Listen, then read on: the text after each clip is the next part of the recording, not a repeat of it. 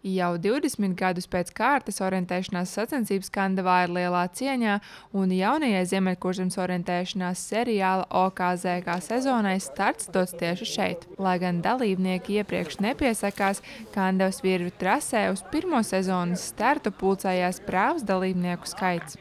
Kandava mums ir labs sadarbības partners. Mums šeit ir Uldis, kas atsaucās, ka viņš būtu ar mieru iesākt šo sezonu. Un Kandavā vēsturiski vienmēr ir bijusi orientēšanās, un mēs zinām, ka viņš var uzplānot labas distances un ka šeit būs dalībnieki. Sacensību organizators Uldis Veiciņš ar orientēšanās sportu nodarbojas jau 39 gadus un 34 no tiem organizējot un plānojot treniņu seriālu un sacensību maršrutus. Tāpēc gadiem iekrātā pieredze neļauj azartam nodzist. Tieši tas, ka neviena distance nav nekad vienāda ar kādu iepriekšējo, un tas, ka ir atzartīgi un veselīgs sporta veids ienoši Kandavā.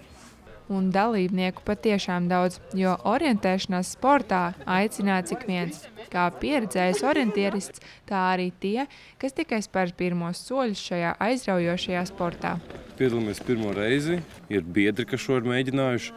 Stāst, ka ir interesanti, ļoti labs piedzīvojums, tur pa mežiem skrien caur zariem un tā tālāk.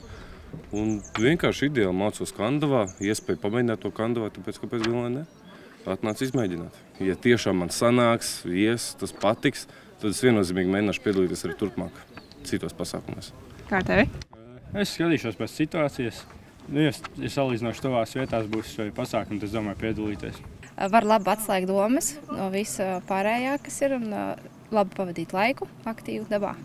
Vairāk gan es tīri prieku pēc. Pašai, protams, ir patīkami redzēt, ka ir kaut kur izdodas labāk, bet tīri prieku pēc un sevi pārvarēt to un redzēt savus uzlabojumus kaut kur tajā visā. Kopumā līdz pat sezonas noslēgumam rudenī tiks aizvadītas 25 orientēšanās seriāla kārtas, tāpēc organizatori aicina ikvienu izaicināt sevi un doties izkustināt kā prātu, tā arī kājas. Monta Megija Učelniece, Artūrs Reinholds, TV9 Pakalni.